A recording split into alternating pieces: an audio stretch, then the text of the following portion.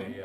They're pretty pretty unbelievable. Unfortunately, both of my parents are retired now, so that they travel around a lot to visit me, so I get to see them a lot, and they've seen the show I think 5 or 6 times at this point. So they come and check it out a lot, and then I have my sister and her family on the East Coast, so I do get to bounce around between everybody a lot, which makes it life a little bit more normal. Wonderful. Yeah. That's awesome. If you could change one thing about the show, what would you change? What would I change? Okay, this is sort of weird, but at the beginning of the show, I have a caveman costume, and there's this unitard that I have to wear underneath it, and I know that it's for the cleanliness of the costume. Sure. But putting on a unitard every night's a little tough. That's what I'd change. I totally relate to that. Yeah, I completely understand. If you could tell the next generation of performers one piece of advice, what would you tell them? Have fun. It's a fun job, it's a fun life, but also be nice to people. Make friends with people. Make friends with everybody, because it's a community no matter where you cut it. And then also you never know who's going to come back into your life. You get revisited by everybody. It's a small world. It is a small world. Yeah. It is. Okay, I'm also an actor, so it's always said that your cast becomes your family. Sure. And you kind of have to. So what are some family rituals or some little idiosyncrasies that you have on tour with this cast? Well, I mean, they always say you get closest to the people you work with and the people you live with. Right. We live and work together, so you get really close with them. And so I travel most of the time with a friend of mine who's in the company, Edward, who's amazing, one of the funniest people on the planet. And we have daily rituals in terms of like now how we live together, because we tend to share apartments, and so there's stuff like that. And then there's the things that you do before you go out on stage with people, like high fives and all that stuff, that become just part of the way you do your show.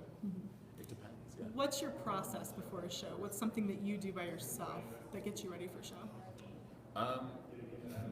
I usually spend some time warming up somehow, and then I don't know. I'd like to get a big cup of coffee and sort of just sit and slow on it for a while. Let's just get that little alone time. Yeah, you gotta get it when you can get it. Sure.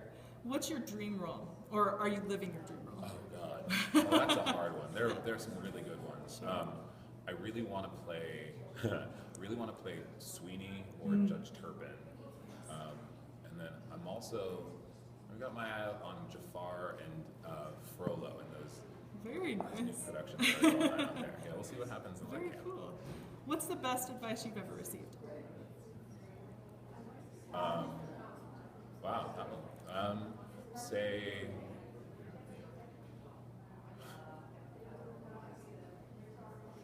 It's tough. That's I a know hard I'm putting one. you on the I know, spot. there's a lot of them. My aunt once told me that no artist ever made a masterpiece with just one brush. You got to learn how to do a lot of different things. And so I've always sort of thought, I've always sort of held that close. Tried to be as good as you can be at as much as you can be. And like make sure that you're not just one-sided. I'm totally stealing that, by the way. Perfect, there it is. I teach K through 6. Cool. And I teach performing arts. So some of my kids have asked some questions. Sure. So they want to know, do you get nervous, and what do you do to combat nerves? Absolutely. Okay, this is one of my favorites. That question was asked in an interview to Ethel Merman once. Nice. And she, of course, was like, yeah, you get nervous. And they asked, what do you do? And she said, well, you stand in the wings, you take a deep breath, and go 1, 2, 3, go. And that's it. You just sort of have to go with it. Right. And know and trust that you know what's going to happen, and know that if it doesn't happen the way you think it's going to happen, you have the tools to be able to ride the wave until you can get back to a place where you know what's going on. I love it. Yeah. I had a 6th grader who really asked, I had to get after him, but said, what's the biggest screw up that's ever happened in the show for you, and how did you fix it? Well, there was a day that I had a couple different things that happened. One sort of precipitated the other. I tripped on my way in all of my heavy costume and big makeup and hair and on my cane. So I was fumbling around, and then I ended up stabbing the cane through one of the pyro pots, Sure. which is probably not a good thing to do. And then I forgot my lines. So it was one of those days of like, nothing went right. Right. But it was fun. And We just actually, keep it going. ended up being funny. You know, everybody I was on stage with sort of looked at me like, what are you doing? And then they sort of saved the scene and we got back on track and it was fine. But it was, I don't think I've ever sweat so much in my life. And a very insightful question from a 5th grader. All right. How do you define being a professional actor? Being a professional actor is being able to survive doing it. So being able to pay my bills. Very nice. Yeah. Gotta pay those bills. Gotta pay the bills, that's right. If you were not acting and not performing, what would you be doing? Got nothing. You got nothing. No, This is your passion. this is it. Yeah. Very nice. I love it. All right, one last question Sure. for you.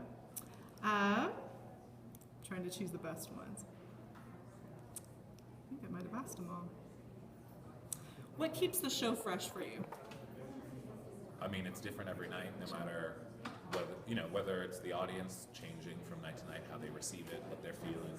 You know, if the bartender was particularly generous, always changes the energy from the audience, and then also the show too. Right. You know, because we travel all the time, we do 8 shows a week every week. We've been running for 2 years. You know, sometimes there's people who take, you take a vacation and then an understudy goes on, and that understudy is going to have a different interpretation of the character. They're going to have different mannerisms. It's a different performance. So you then have a different show Right. because it's a different character. And sometimes it's one person. Sometimes you get all different people on stage, and it's something totally different.